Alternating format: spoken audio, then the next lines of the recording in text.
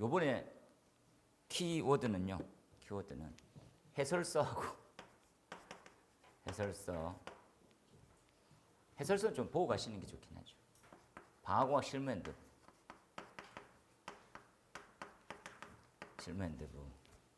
그죠?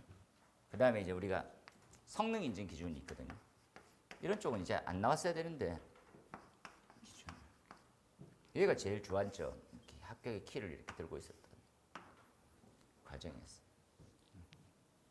그래서 이건 다 무료로 배부돼 있으니까 보시고, 얘는 50점 좀 넘어가면, 아니 그러니까 40점대나 50점대에도 엄청 유용한 내용이 많이 나오지만 그래도 보시는 게 좋아요. 그죠?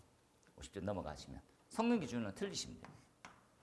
제가 오늘 버려야 될 문제하고 이거 뭐 말도 안 되는 문제도 있고 이렇게 해서 한 번 더 말씀을 좀 드릴게요. 이렇게 세 가지.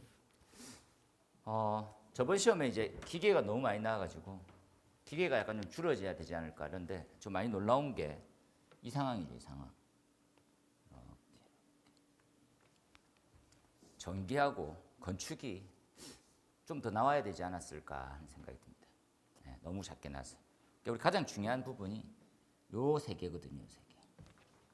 건축, 전기, 기계만 잘하면 되는데 기계가 진짜 작게 이렇게 이런 적도 있었고요. 보통 이제 12개 이렇게 선으로 나와야 되는데 더 나오면 다른 문제가 주는 개념이니까. 그렇죠? 위험성 평가 두 문제. 위험성 평가는 그냥 이거는 딱 찍어서 내고 있는 경우가 많아가지고 안 하셔도 되거든요. 여기까지 뭐 굳이 어떻게 하겠어요, 이렇게. 방폭도 안 나오잖아요. 위험물도 이렇게. 과목이 점점 주는 거죠. 그래서 전기, 기계, 건축이 근간을 이루고 있고 간혹 화재 그 시기에 맞춰가지고 좀 조심하고 준비해야 될 것들 뭐냐. 저렇게 보시면 됩니다. 그래서 뭐 편의상 저는 알면 좋다고 생각하는데 다 가져갈 수는 없다라고 생각하시고 이렇게 나왔었어요. 한 문제를 살짝 볼게요. 바로 요 1교시입니다. 1교시. 그냥 바로 풀이를 1교시. 1교시의 문제는 어떻게 돼 있었습니까? 하면 교재에 있는 내용이 우리가 소방 배선은 화재 발생 이후에 언제까지 살아남아야 되고 화재 배선은 어떤 식으로 보완을 해줘야 됩니까?를 뜻하는 거. 이게 NFP에서는 Pathway Survivability죠. 그러니까 Pathway라고 하는 것들이 경로, 선로를 얘기하거든요. 무선이든 유선이든 거기에 대해서 어느 정도 오랫동안 유지해야 됩니까?를 뜻하는 거였어요. 예, 표 그대로. 그리고 2번 연소편에서 점화원 중에서 오랜만에 좀 특이점이 은이동이 있어요. 은이동. 은이동이 뭡니까? 라면 우리 그 전자제품 기판 아닙니까? 기판에 보면 되게 비싼 CPU 같은 거는 금 들어가고요. 그 다음에는 은 넣거든요. 그 다음에 제일 싼 건 구리 넣어요. 근데 은이 단락같이 생길 수가 있거든. 그 부분에 대해서. 그렇다 이제 은 이온 입자 Ag가 이동되면서 점화가 될 수 있는 그 부분에 대해서. 반도체하고 연관이 엄청 많이 돼 있죠. 반도체. 금이동 이런 현상은 솔직히 없어요. 금이동. 은이동. 그 다음에 소화약제편, 물이죠. 가장 기초적인 거. 그리고 우리가 PT, 그죠? 압력과 온도에 관련되어 있는 상태도, 고체, 액체, 기체에 대해서 그림. 물리적 성질은 5개에서 7개, 10개를 써주면 되죠. 수월했던 문제고요. 그 풀면 이렇게 한번 볼까요? 얘는 반드시 해야 되지. 뭐 별펼칠까? 이거 해야 되고 할 수 있었죠. 해야 되는 거. 그렇죠? 그 다음에 특수일화물의 끝판왕 중에 디에틸 에터를 했습니다. 디에틸 에터. 지금은 다이에틸 에터로 바뀌었어요. 다이에틸 에터. 특수일화물 끝판왕. 근데 얘네들의 분자식을 알아야, 분자식도 모르니까 지정수량 50리터인 줄 알고 있고 끓는 점, 이나점 이런 건 몰라요. 이건 당연히 선택 안 하지. 이건 앞으로도 선택하지 마세요. 뭐 아니 나 이것만 내도 모르는 사람 많은데 일반생인 성질, 저장 취급, 소화방법 밑에 건 알겠어. 어떻게든지 특수인화물이니까 조심. 그 이나점 끓는 점을 기능장님도 잘 못하지 않습니까? 그것도 잘 안 했을 것 같은데. 그죠? 이건 2차 때도 잘 안 나오는 거라서 그냥 참 됐어요. 전기적인 폭발은 알고 가시는 게 좋았죠. 전기적인 폭발, 전기적, 화학적, 물리적 폭발. 우리 물리적, 화학적 잘 아는데 전기적 폭발이 2번 정도 나왔었던 문제거든요. 괜찮아요, 좋아요. 그래서 중요도, 그 난이도 이렇게 나왔으니까. 소방시설 공사, 저는 이걸 좀 잘 했던 파트니까 저는 많이 하고 가르치고 있는 입장이었으니까 저는 하기를 원하는데 모르시는 분이 더 많아요. 솔직히. 근데 법규 쪽에서 어느 정도 외웠으면 쓸 수 있었을 것 같아요. 저는. 그 다음에 요까지는 알 수 있죠. 거실 제한 설비의 성능 확인 기준이 개정법이라 가지고 얘는 무조건 알고 있었어야 돼요. 얘는 당연합니다. 그 다음에 끔찍한 형태가 얘죠. 얘는 겐또입니다. 이렇게. 겐또라고 하는 부분들은 실무적으로, 그렇죠? 뭡니까? 거실 제한의 가장 큰 단점은 거실 제한 설비는 공조 설비하고 겸용을 쓰거든. 겸용을 씀으로써 문제되는 것들, 그걸 다 적어주면 돼요. 그렇죠? 기타 등등 이렇게 다 됐고, 그렇죠? 그래서 저는 얘는 앞쪽 부분 때문에 선택은 했었어야 된다고 봐요. 앞쪽 부분. 그다음 스프링클러 알 수 있죠. 스프링클러는 0.1 이상 1.2 메가파스칼로 제한하는 이유는 1.2보다 더 센 압력이 가게 되면 첫 번째가 승인 기준이 없어요. 우리가 이제 유수검지 장치라고 불리는 스프링클러 밸브는 1.2 메가파스칼까지만 승인이 나. 그럼 이상은 아예 쓸 수가 없는 거지. 그죠? 근데 그 더 이상 되면 뭐로 바뀝니까 하면 얘가 물분무나 미분무처럼 돼요. 그럼 최소한의 그 화면에 침투가 불가능하지. 아예. 0.1 이상 미달이면 뭐 최소 소화할 수 있는 살수밀도 자체가 안 나오는 거니까. 그죠? 그래서 이런 부분은 얘를 기준점으로 보면 되지. 왜 이하로 해야 될까요? 빨간색으로 볼까요? 왜 이하로 했어야 돼? 이렇게. 그렇죠? 그래서 저는 수월하게 쓸 수 있었어요. 파이프 섀도우 알 수 있죠.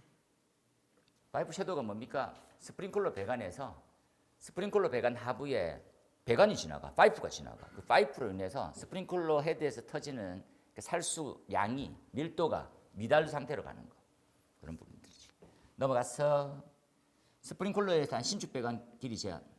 이런 것들은 그냥 뭐 되는 대로 적어도 돼요. 뭡니까? 신축 배관이라고 하는 것들이 길이가 길면 길수록 신축 배관의 길이는 우리가 뭘 안 합니까? 하면 마찰 손실을 검증하지 않아요. 이해되겠습니까? 그러니까 신축 배관은 수평거리보다 더 길어서는 안 됩니다라고 기준이 마찰 손실을 계산 안 하고 있는데 길이를 무한정 길게 했어. 이런 건 있죠. 나중에 상세 풀이하겠지만 단자가 이렇게 있어. 헤드 배관이 여기까지밖에 안 와 있는 거지. 이렇게 올라가지고 이렇게 단다. 불가능한 거지. 얘가 이제 반경은 2.3m밖에 안 되는데 이해되시죠? 그래서 더 이상 길게 안 돼. 예전에 이거 두 개를 연장했어요. 이렇게. 연결해서 하고. 여기 좀 미달인데 라면서 감리가 이런 거 봐줘야지. 이렇게. 전부 다 뭡니까? 마찰 손실 증가지. 마찰 손실 증가. 그게 한마디로 딱 정리되는 거죠. 방화댐퍼 중요하다고 했었던 거. 엄청 중요해. 얘는 별표 2개에서 다음에 또 나와도 돼요. 이렇게. 중요하다 그죠? 방화댐퍼는 중요해요. 그 다음에 불연제 난연제 무조건 나오지. 중요하지. 잘 나왔지. 다음에 또 나와도 되고 25점짜리 나왔을 때 다음에는 위험도 매트릭스 씌웠는데 정량적인 거하고 비교하는 형태는 이게 준비를 해도 더 예쁜 답을 쓰기 힘들어요. 그래서 얘는 쓰시긴 쓰겠지만 뭐 때문에요? 얘 때문에 쓰긴 쓰거든요. 위험도 매트릭스로 쓰긴 쓰는데 정량적 평가하고 비교하는 문제에서는 엄청 취약해져. 그래서 얘는 안 썼을 것 같아요. 그래서 아예 뭐 손 못 대는 요 4번 빼놓고는 어떻게든지 둥둥둥. 근데 요거 못 쓰시는 분들 많이 있었거든요. 저는 좋아하는 문제고 많이 가르쳐 드렸지만 암기를 좀 많이 해야 되는 거니까. 그래서 13개 중에 10개 정도. 1교시가 얘 빼놓고는 그냥 어떻게 좀 써도 되겠다라는 느낌 많이 받아요. 그래서 야 이렇게 물어보면 약간 무난했는데 무난은 했구나. 무난. 그렇죠? 그래서 1교시 그냥 아우 되는 대로 썼어요. 이렇게 말써. 2교시로 한번 뛰어가 볼까요? 2교시로 바로 뛰어갑시다. 2교시 쭉 넘어가서 2교시 바로 3교시 갔네. 2교시 갈게요. 2교시 봐봤어요. 2교시 교시별 풀이 간략하게. 그렇죠? 이런 거 진짜 잘 못 써요. 우리 성능시험 기준 있잖아. 이게 적당히 해, 이 새끼야. 몰라. 어려워. 근데 준비하셨을 수도 있지만 성능시험 배가 우리가 그 선택 밸브는 가스관 선택 밸브는 제가 상세 풀이할 때 말씀드리겠지만 가스계 선택 선택 밸브는 우리가 소방용품에 해당되고 형식 승인 대상이거든요. 형식 승인 대상 기준은 한 2년에 한 번씩 계속 개정이 돼. 그럼 일단 중요한 것처럼 보이잖아. 그렇게 해서 한번 봐 이런 내용이지.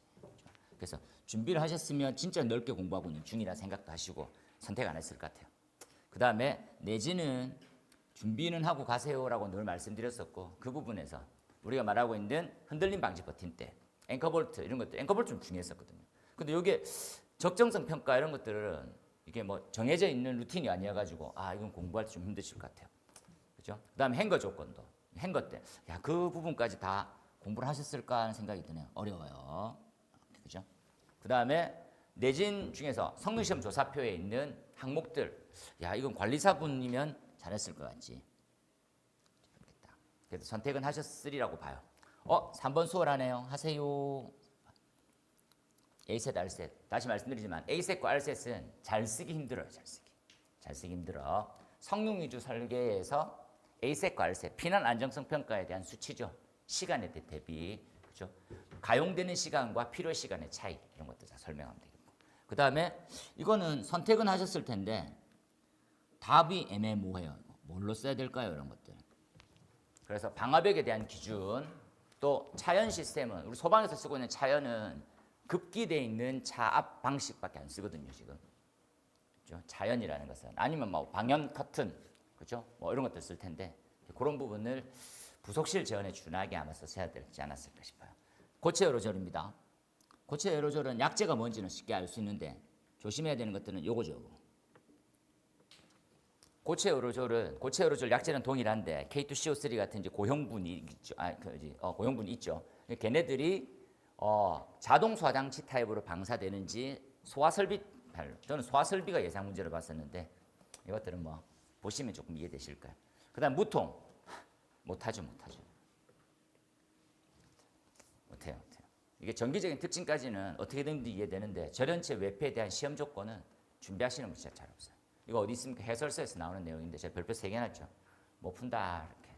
다음에도 이거 안 해도 되지 않을까? 왜 안 해도 되는지에 대한 상세 설명도 말씀 좀 드릴게요. 이렇게 해서 2교시는 이렇게 딱 준비하셨어야 되지 않을까. 나머지 선택 사항으로 해도 되는데 명료한 답을 준비하시기 진짜 힘들었을 것 같아요. 2교시였습니다. 2교시 와씨 하면서 밥 먹으러 왔었겠죠. 그 다음에 3교시입니다.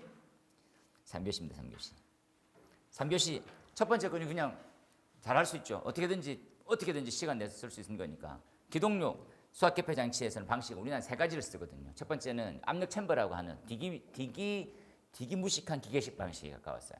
그죠? 압력 스프링 방식이라고 보통 얘기를 하고. 두 번째는 전자식이 저한테 많이 쓰고 있어요. 전자식.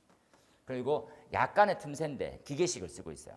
그래서 부르동관이라고 해서 관을 쭉 압력에서 관이 좀 펼쳐지면서 압력을 측정하는 방식 3가지인데 지금 여기서는 2가지 가장 많이 쓰고 있는 압력 챔버와 최근에 많이 쓰고 있는 전자식에 대한 부분들을 비교해봐라. 저는 되게 좋았던 문제고 실무적이기도 하고 아주 괜찮았던 문제라고 생각해요. 잘했네요. 그죠? 기동용 수압개폐 장치. 두 번째, 이것도 잘 알 수 있죠. 전기 용접의 화재 예방에 작업 전, 작업 중, 작업 후. 근데 이게 가장 치명적인 게 뭡니까? 얘가 방화공학 실무 핸드북에 있는 내용이에요. 그래서 방화공학 실무 핸드북에 있는 내용에 가까이 있어야 만점권위로 가고 점수가 많이 높고 아니면 나 이거 되게 많이 준비했어. 용접 용단이니까 나 재료 쓸 수 있어. 그런 거 다 써. 그러면 점수는 좀 나오는데 고득점은 나오기 쉽지 않아요. 그렇죠? 이런 것들 선택은 하셨으리라고. 이것들은 이제 일상적인 문제죠. 임시소방시설 7가지. 소관, 비누관, 서로 비방하는 7가지에 대한 설비 써봐라. 그 다음에 산업 현장에서 있는 정전기. 원래 산업 현장에서는 뭐가 중요하냐면 산업 현장에서 정전기는 좀 다르게 우리하고 위험성을 판단하고 우리는 화재 위험성이 제일 중요한데 걔네들은 역학 관련되어 있는 측면 뭐 그런 쪽을 더 많이 봐요. 그런 내용들이 설명이 들어있어요. 쓸 수 있었겠죠. 4번도 준비하시는 분 많았어요. 저도 약간 좀 소화용수 설비 좋습니다. 지금 왜 그렇습니까? 창고에도 지금 언급하고 있거든요. 1, 2층 합산 면적이 15,000이 넘어가면 그죠? 7,500으로 하고 뭘 하고 등등 있죠. 그 내용들 이렇게 묶어서 별표 하나. 하지만 조금 조심스러웠던 부분들은 기준이 정확하게 기억이 안 났었을 때 이런 것들 다 이해를 잘하고 있어야 되는데 힘들죠. 그 다음에 나온 형태가 5번에 정량적 위험성 평가 방법에 대한 부분들. 이건 괜찮아요. 이건 괜찮은데 이거에서 조심하죠. 이게 뭐지 이렇게. 그래서 잘 선택 못해요. 소방설계 어떻게 넣을 수 있어요? 근데 소방설계 실제로 많이 넣습니다. 그렇죠? 어떻게 넣습니까? 우리가 얘기하고 있는 시뮬레이션이 다 이 동네 쪽이거든요. 시뮬레이션을 개념을 좀 정리해서 풀어나가면 되는데 막상 시험지를 받으면 그런 내용이 떠오르진 않지. 그래서 쉽지 않았을 것 같아요. 6번 어디까지 할 수 있습니까? 배수설비 설치 기준 잘 할 수 있어요. 배수설비 설치 기준 잘해요. 그죠? 배수설비 설치해야 되는 이유는 당연하죠. 차고 주차장 같은 경우에는 물이 배수되고 방류될 데가 없으니까 배수하는 게 좋지 하고 또 유리를 갖다가 우리는 소화시키는 체니까 기름 같은 것들 있잖아요. 배수를 시키는 게 맞지. NFPA에 대한 부분들이 애매하죠. 어디 좀 해설서에 있어요. 해설서. 요것만 조금 준비됐었으면 안 해도 쓰긴 써야 돼요. 그래서 3교시는 이렇게 쓰실 수 있습니다. 그냥 좀 6개 중에 속편하게 4개만 쓰면 되니까 하나, 둘, 셋. 이거 기준 문제니까 좀 겁이 나네. 그래서 대충 이거 쓸까? NFP는 모르겠는데 이거 쓸까? 이거죠. 위에 3개하고 맞아 썼을 거예요. 어떻게 쓰면 되니까 쓰면 쓴다고 합격되는 건 아니지만 그래도 썼잖아 이러면서. 그 다음에 4교시로 넘어가 보면 이런 사항이 있는 거지. 4교시입니다. 4교시. 이제 마지막이다. 힘내자 이렇게. 초콜릿 좀 먹고 이제 1번. 쉬워. 준비했던 거야. 아우 씨. 이 정도는 충분해. 별표 하나죠. 난이도상으로. 됐어. 2번. 하스모 테스트. 이거 준비했었어. 50점 넘어가면 준비하는 문제니까. 됐어. 준비했어. 좋아. 3번째. 나가리네. 소방서 설계 쪽 실무자들은 써도 되는데 이것 또한 뭐에 있습니까? 라면 정해진 루틴이 있는 거지. 그죠? 뭐가 있어요? 라면 협회에서 나오는 책이 있어. 책자. 감리에 대한 해설서와 그리고 공사 해설서, 그다음에 설계 해설서, 거기에 내용이 나와 있어. 그렇죠? 그래서 이건 똑같은 문제죠. 해설서에 있는데 나도 그걸 잘 알아. 내가 쓰면 그러니까 50점이 넘지는 않는 거예요. 예를 들어서 60점이라고 100점이라고 하면 70점이 안 넘는 거야. 그런데 해설서에 있는 내용을 쓰면 80점까지 나오는 문제인 거지. 그렇죠? 그래서 이건 쓰실 수도 있는데 삼각형이지. 나 다른 거 써야 되지. 이렇게 다 생각해. 그죠? 그다음 요거 하죠. 요거다. 동파 방지야. 근데 전문이지. 요즘에 동파 난리가 났는데 다 습식으로 바꿔. 뭐 고려하면 되겠어. 이렇게 다 생각하는 거지. 그 다음에 절대 쓰시면 안 되는 이런 거죠. 약간 이게 알죠? 그 비상용 승강기는 1차 스위치와 2차 스위치가 있고 1단계와 2단계가 있거든요. 근데 제가 이번에 이제 본부하고 TF팀 하면서 그 의견이 나왔었는데 이게 너무 심각한 거야. 뭐가 심각합니까 하면 그 열쇠 있죠, 열쇠. 비상용 승강기를 운행할 수 있는 그 열쇠 규격이 다 다르더라고. 첫 번째가. 두 번째는 그 열쇠 규격도 다른 데다가 보관도 제대로 잘 안 하고 있어요. 소방관이 오면 그걸 조작을 못 하는 거예요. 마스터 키가 없는 거야. 너무 놀랍지 않습니까? 소방관들은 다들 비상용 승강기 이용할 줄 알았는데 이용을 못 하는 거예요. 그냥 기다리는 거 일반인이랑 똑같이. 그래서 보통 꼽고 1단계 딱 트는 순간 1층으로 바로 내려오거든. 근데 꽂을 수가 없어. 이건 나가리인데 옛날 방식은 열쇠 없이 어떻게 했냐면 그냥 누르는 거예요. 빨간 버튼 같은 거 딱 누르면 그냥 엘리베이터 와. 그럼 내부에 타서 거기에서 키를 꽂으면 돼요. 1차, 2차. 이게 방식들이 다 다르더라고. 그래서 점점 이건 궤도에 나가야 된다. 하지만 궤도에 나가는 측면이지. 이건 너무하잖아. 운영 메뉴에 엄청 많더라고요. 그래서 제가 그냥 짜증나서 요약 안 했어요. 그냥 안 나옵니다. 근데 비상용 승강기하고 피난용 승강기 매뉴얼은 조금 아시고 가시는 게 중요해요. 왜냐하면 이게 30층 이상의 고층이라든지 우리 50층 이상의 초고층일 때는 피난용 승강기를 설치해야 되는데 그에 대한 운영 매뉴얼이 아예 없어요. 지금 전무해. 근데 여기 있는 매뉴얼도 우리랑 좀 안 맞아요. 우리는 어떤 느낌입니까? 소방관이 와서 비상용 승강기나 피난용 승강기를 타고 요 구조자를 데리고 1층까지 피난시키는 게 목적이죠. 그러한 형태가 상세히 나와 있지는 않아요. 그래서 그런 것들 좀 때려 고칠 필요가 있다는 거지. 보세요. 그 다음에 나 6번 보고 너무 빵 터진 게 이 출제하시는 분은 진짜 게으르구나 생각했어요. 왜 게으릅니까? 이거 보입니까? 이거 일본의 적용 사례. 이거 평상시 거의 모든 책에서 다 빠졌어요. 누가 이걸 약간 조금 더 좋아하시냐면 남모 기술사님. 어서 오십시오. 남모 기술사님이 이거 되게 좋아요. 그러니까 일본에 대한 기준을 엄청 많이 가져와. 근데 일본이 진짜 나쁜 게 뭡니까? 일본은 독자 규격을 가지고 있어요. 국제 규격하고는 거리를 점점 벌려. 그러니까 왜 그렇게 독자국익이라는 것을 왜 가질 수 있을까요? 하면 자기는 자체로 실험을 다 해요. 일본 사람 꼼꼼하잖아. 그러니까 자체적으로 실험을 해서 자기만에 맞는 단위와 규격으로 다 정리를 해버렸어요. 그걸 우리나라가 갖고 온 거야. 그러니까 우리나라는 국제적인 거하고 충돌이 날 때가 꽤 많아요, 생각보다. 그래서 우리는 가장 해결 방법은 뭡니까? 미국 걸 그대로 갖고 오는 거예요, NFPA. NFPA 갖고 오면 전 세계가 그걸 활용하고 있으니까. 이해되죠? 심지어 어떻게 봅니까? 베트남이나 아니면 뭐 태국이나 이런 데 가도 규격은 다 NFPA로 돼 있어요. 일본 규격을 JS 이런 규격을 못 쓴다니까. 근데 이 적용 사례 야 그냥 내자고 냈지. 있어요. 해설서에 있어요. 해설서에 있는데 그래도 이건 출제할 때 그냥 이렇게 끄고 냈어야 되는 거지. 그죠? 이것 때문에 또 고민하게 만드는 거잖아요. 이렇게. 일본의 규격을 알면 출제자를 존중을 하는데 그러면 스웨덴 규격은요? 호주 규격은요? 독일 규격은요? 이제 그렇게 문제를 내는 거예요. 그럼 얼만큼 뭐가 중요한지를 떠나서 안 되는 거지, 안 되는 거지. 그래서 저는 이건 참 나쁘지 않았을까 하는 생각이 듭니다. 그래서 저는 이 부분들은 꽤 많이 중요해요. 꽤 많이 중요해요. 이거 중요합니다. 얘는 아니에요. 제가 뭐 일본을 싫어하고 좋아하고를 떠나서 일본의 이런 사례 규격을 해설서에 있다는 이유만으로 얼마나 게을러요. 해설서 컨트롤 C, 컨트롤 V 해가지고 문제 내는 거.